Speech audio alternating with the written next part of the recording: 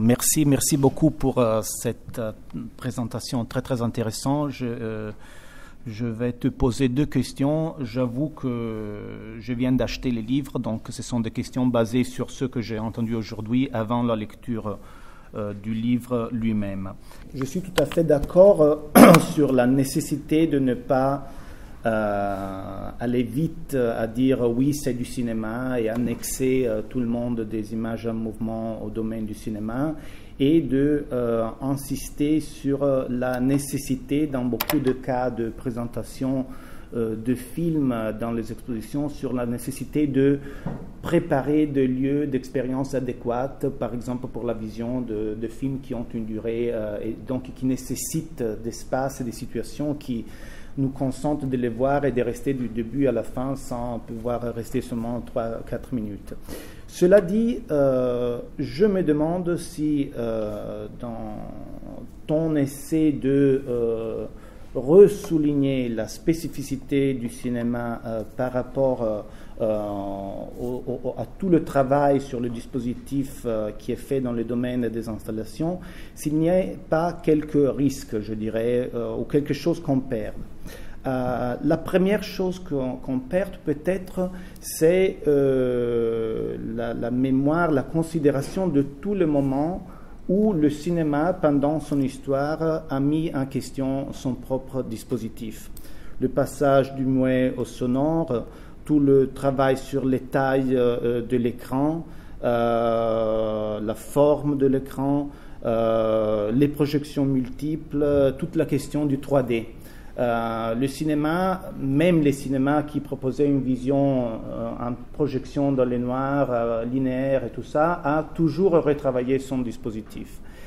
Et donc, est-ce qu'on ne risque pas de, disons, définir une identité du dispositif cinéma de façon un peu trop rigide? Le deuxième risque, la deuxième possible perte que je vois, c'est de couper trop le cinéma des rapports qu'il a historiquement entretenus avec d'autres dispositifs, d'autres médias, d'autres arts.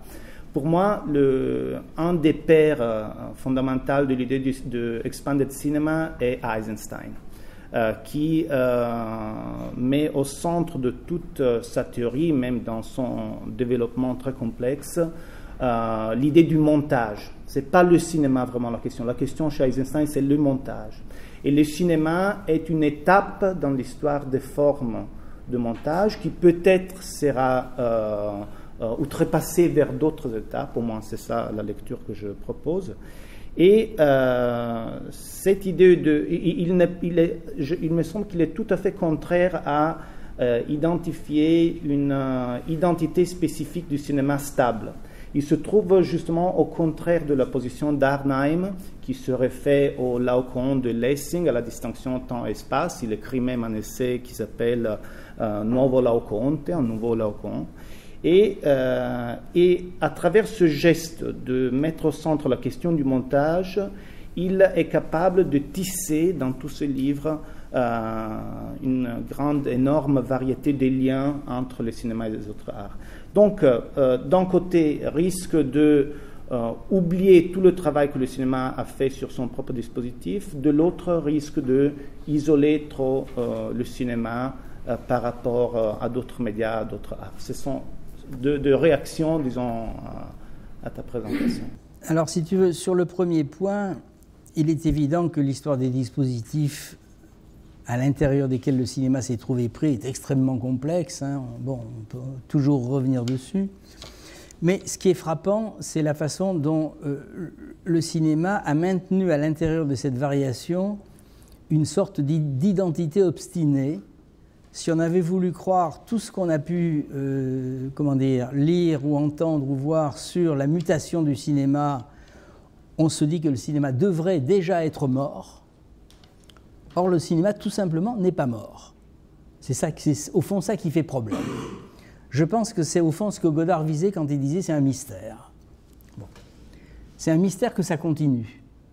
Et le 3D, qui n'est qu'une installation, d'une certaine façon, on voit bien comment, après qu'on nous ait annoncé qu'il allait envahir toutes les salles du monde, il est déjà en train d'avoir des problèmes et de reculer. Ça fait 50 ans qu'on fait du 3D qui apparaît puis qui redisparaît. Donc, il y a une vertu, si on peut dire, mystérieuse, hein, je prends le mot de Godard exprès, du cinéma en tant que tel qui continue.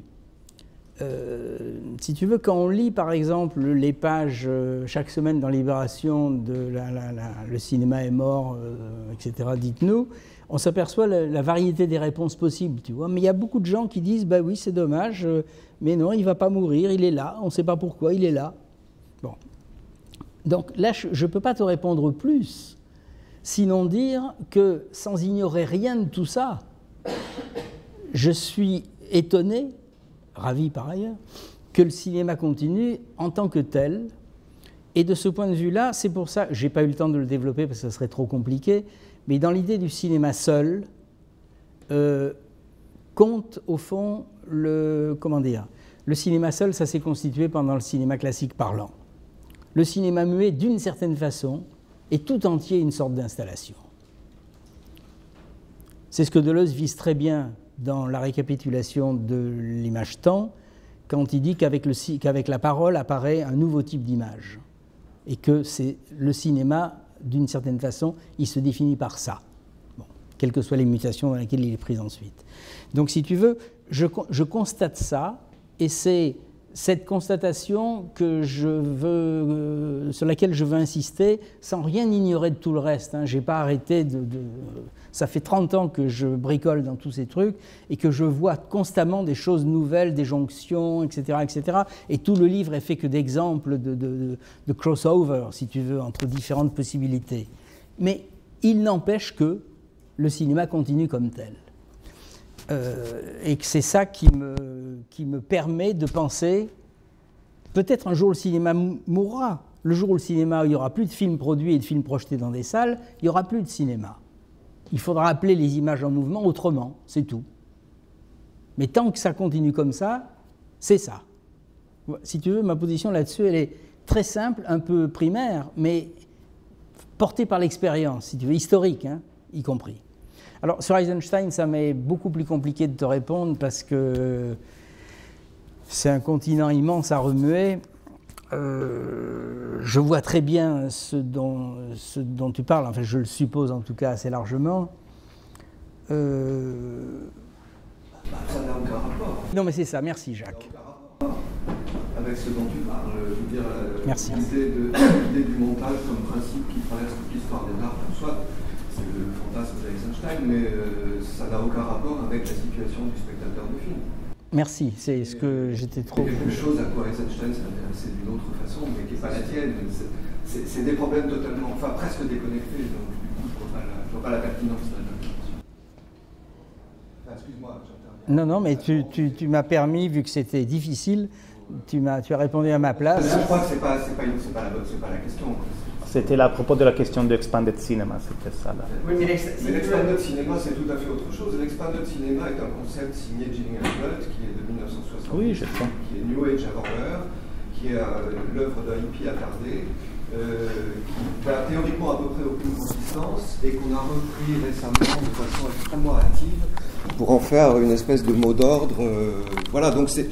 Là, on est dans des choses qui sont de la choucroute théorique. Je pense qu'on n'a pas beaucoup d'avantages à ramener ça. Le livre de Youngblood, qui est un livre par ailleurs extraordinaire, en tant que symptôme, je veux dire, c'est un foutoir, pas possible au plan intellectuel. Je veux dire, il mélange tout.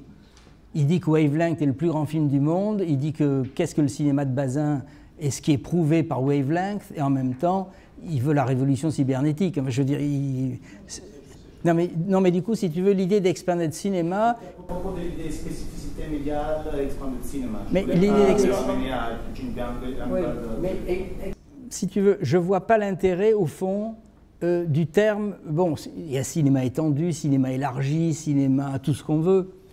Simplement, c'est des termes qui font, au fond, l'économie de penser réellement, ce que j'espère avoir essayé de faire, le contraste, le conflit entre un dispositif identique à lui-même, avec une persistance historique énigmatique, mais réelle, et tous les autres, avec lesquels il a une infinité de rapports, à laquelle moi je n'ai pas arrêté de me consacrer depuis une bonne 30 ou 40 ans, mais avec lesquels en même temps il n'a pas d'identité. Si tu veux, c'est un problème d'essence. Voilà, c'est donc voilà.